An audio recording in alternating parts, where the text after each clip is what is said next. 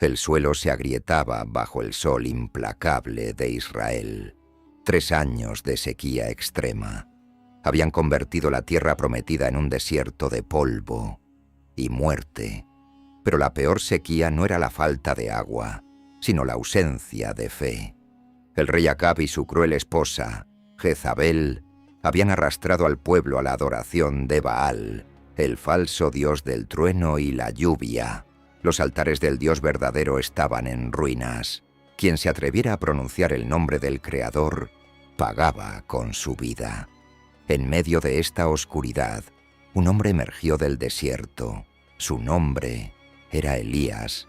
No vestía ropas reales, sino una burda capa de pelo de camello. Su voz no buscaba agradar a los reyes, sino despertar las conciencias. Elías se presentó ante Acab con un desafío que cambiaría el destino de la nación. Convoca a todo Israel en el monte Carmelo. Trae a tus 450 profetas de Baal. Es hora de decidir quién es el verdadero Dios. El monte Carmelo se llenó con miles de espectadores. Por un lado, 450 profetas de Baal, vestidos con ropas lujosas, seguros de su victoria. Por el otro, un solo hombre, Elías, de pie, frente a la multitud escéptica. Elías caminó hacia el pueblo y pronunció palabras que resonaron como el trueno. ¿Hasta cuándo claudicaréis vosotros entre dos pensamientos? Si Jehová es Dios, seguidle, y si Baal, id en pos de él. El pueblo guardó un silencio sepulcral. El desafío era simple, pero letal. Se construirían 2 altares, se colocarían 2 bueyes sobre la leña, pero no se encendería fuego. El Dios que responda enviando fuego del cielo para consumir el sacrificio, ese será el Dios verdadero. Los profetas de Baal aceptaron. Tenían el día entero para invocar a su deidad. Desde la mañana hasta el mediodía, los profetas de Baal gritaron, bailaron y saltaron alrededor de su altar. «Baal, respóndenos», clamaban.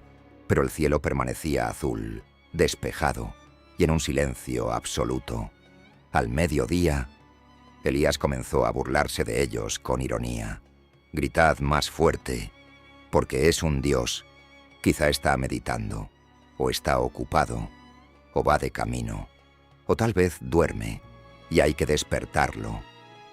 Desesperados, los profetas comenzaron a cortarse con cuchillos y lancetas hasta que la sangre corrió por sus cuerpos. Siguiendo sus rituales paganos, pasó el mediodía. Llegó la hora del sacrificio de la tarde, y nada ocurrió. No hubo voz, no hubo respuesta, no hubo fuego, solo el eco de sus propios gritos desesperados. Llegada su hora, Elías llamó al pueblo. «Acercaos a mí». Con paciencia, tomó 12 piedras, una por cada tribu de Israel, y reconstruyó el altar destruido de Jehová. Cavó una zanja profunda alrededor del altar, colocó la leña y el buey. Entonces hizo algo incomprensible. Ordenó derramar 4 cántaros de agua sobre el sacrificio. Lo hizo 1, 2 y 3 veces. El agua empapó la carne, la leña y llenó la zanja por completo. Humanamente, encender ese altar era imposible. Elías se acercó y oró con voz firme y serena. «Señor, Dios de Abraham, de Isaac y de Israel, sea hoy manifiesto que tú eres Dios en Israel y que yo soy tu siervo». En ese instante, el cielo pareció abrirse. Un rayo de fuego ensordecedor descendió con violencia implacable. El fuego no solo quemó el buey, consumió la leña, las 12 piedras, el polvo, y lamió hasta la última gota de agua de la zanja. El pueblo, aterrorizado y maravillado, cayó sobre sus rostros gritando: «Jehová es el Dios, Jehová es el Dios». La sequía espiritual había terminado, y las primeras gotas de lluvia comenzaron a caer sobre la tierra. Cuando el sol comenzó a descender, y los gritos de los profetas de Baal ya no eran más que un débil lamento de desesperación, Elías se puso en pie. El ambiente de locura y sangre dio paso a una calma imponente. Elías miró a la multitud que observaba desde las laderas y, con una voz firme que cortó el viento, les dijo: «Acercaos a mí, todo el pueblo», con el corazón latiendo con fuerza. Se acercó en silencio. Lo que vieron a continuación quedó grabado en sus memorias para siempre. Elías no usó el altar pagano. Se dirigió a un lado de la cumbre, donde yacían los restos de un antiguo altar consagrado a Jehová, que había sido derribado y olvidado por años. Con paciencia extrema, seleccionó 12 piedras grandes, una por cada una de las 12 tribus de los hijos de Jacob, demostrando que, a pesar de la división de la nación, ante los ojos del Creador seguían siendo un solo pueblo. Con sus propias manos, Elías fue colocando piedra sobre piedra, reconstruyendo el altar en el nombre de Jehová.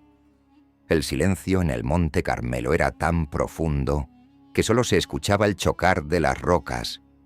Una vez terminado el altar, Elías tomó una herramienta y comenzó a cavar una zanja profunda alrededor de la estructura, un canal tan ancho que podía contener una gran cantidad de grano. Luego, con calma milimétrica, tomó la leña seca y la acomodó sobre las 12 piedras. Sacrificó el buey, lo cortó en pedazos y los colocó encima de la madera. Todo estaba listo. Pero Elías no iba a dejar espacio para que nadie, ni el rey Acab, ni el más escéptico de los israelitas, pudiera alegar un truco o una casualidad humana. Elías miró a los hombres del pueblo y les dio una orden que desafiaba toda lógica. «Llenad 4 cántaros de agua y derramadla sobre el holocausto y sobre la leña». En plena sequía, cuando cada gota de agua valía más que el oro, los hombres obedecieron. El agua cristalina corrió sobre la carne y empapó la madera seca.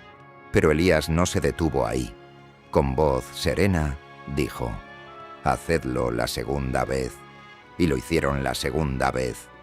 La madera comenzó a oscurecerse, completamente saturada. «Hacedlo la tercera vez», ordenó de nuevo. Y lo hicieron por tercera vez. El agua corría en abundancia por los lados del altar, empapando la tierra, humedeciendo las 12 piedras, hasta que llenó por completo la zanja que rodeaba el monumento. Humanamente, encender ese altar era una imposibilidad absoluta. La madera mojada no puede arder, la carne empapada no puede consumirse.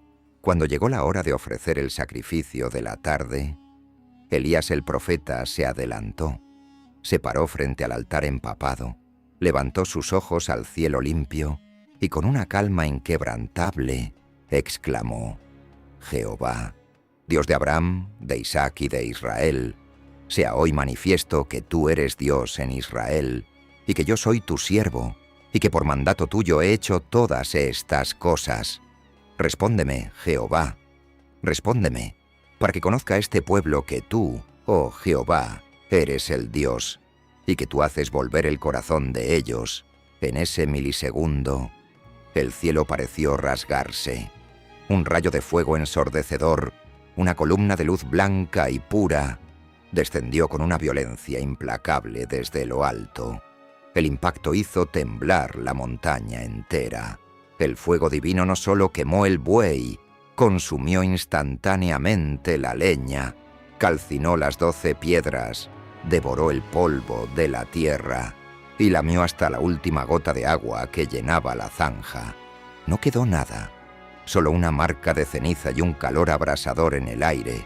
El pueblo, aterrorizado y maravillado ante semejante despliegue de poder, cayó de bruces contra el suelo, gritando con un solo clamor que sacudió los valles: «Jehová es el Dios, Jehová es el Dios».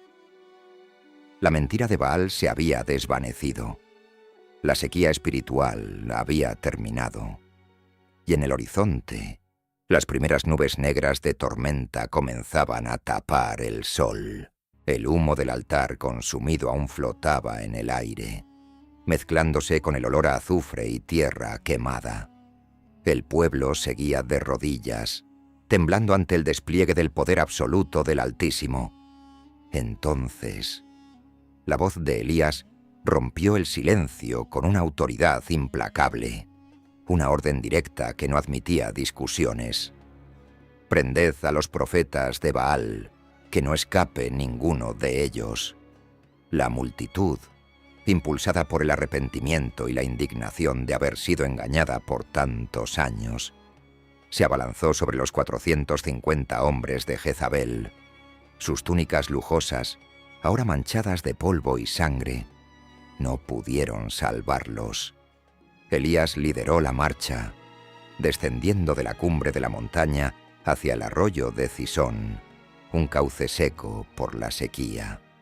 Allí, en un acto de justicia divina y purificación espiritual, los falsos profetas recibieron su sentencia final.